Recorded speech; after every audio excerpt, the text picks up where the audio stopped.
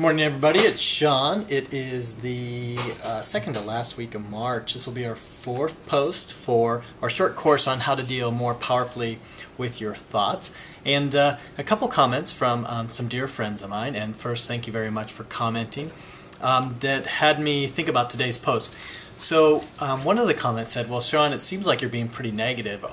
First you told us that our thoughts were all bad, or our emotions were all bad, and now you're telling us that our thoughts are all bad. And let me clarify. I'm not saying that at all. I'm saying that in the midst of this noise in your head and in your body, the noise of emotions that you experience every day or feelings that you experience every day, the labels that you put on those to make those emotions, and then the thoughts that you're experiencing every day, in the midst of all that noise are some very good and some very useful pieces of information in terms of emotions or thoughts that are helpful to you in terms of your thoughts. The problem is that most people are very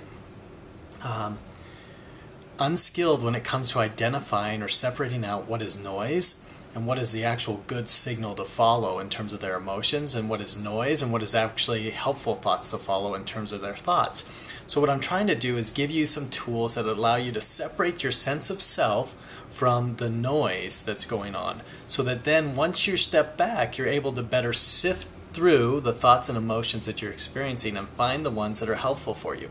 Instead of blindly following all of them or being tossed around by all the thoughts and emotions that are inside you, pick out the ones that are most helpful to you. That's what I'm trying to help you do. So it seems like I'm being pretty negative, but I'm trying to introduce some metaphors to you that allow you to separate out and allow you to see that these emotions that have been pushing you around and the thoughts that have been pushing you around, most of them, not all of them, but most of them are being unhelpful to you in some way, and that's why you're experiencing some suffering. So the metaphors are designed to try to help you step back and take a look at things in a different light, so that you can, first of all, understand that your sense of self is not tied into all your emotions and all your thoughts, that you are bigger than that, and that you can choose what thoughts and emotions to follow, whether they're helpful or unhelpful. So that's the main point of these teaching metaphors that I'm sharing with you. Now, the second comment was, okay, great, so now you've helped me see that some of my thoughts and some of my emotions are not helpful. What am I supposed to do with that? Or this comment came in particular in terms of the garden metaphor that I used last week. So if the garden's overrun with weeds, what am I supposed to do with that? Well, you're supposed to weed the garden. And how do you do that? Well, one strategy is to carry a little notebook. I've got mine here, my little moleskin notebook that I carry with me everywhere in my back pocket every day. And this is my tool to help me cultivate the garden that I most want to have. And what I use is, it's a strategy that's been used by a number of different traditions. I first came across it through Tibetan traditions, through the study of Buddhism. It's a 6-time-a-day journal. And the way it works is you separate out the pages. Each page, as you open this up, has 3 sections to it. And you check in with your thoughts 6 times a day. When you first wake up, about mid-morning, 10 o'clock, noon, mid-afternoon, dinner time, and then just before you go to bed. So 6 times you check in with your thoughts. And you take note of the thoughts that have been troubling, disturbing, or unhelpful for you at that time.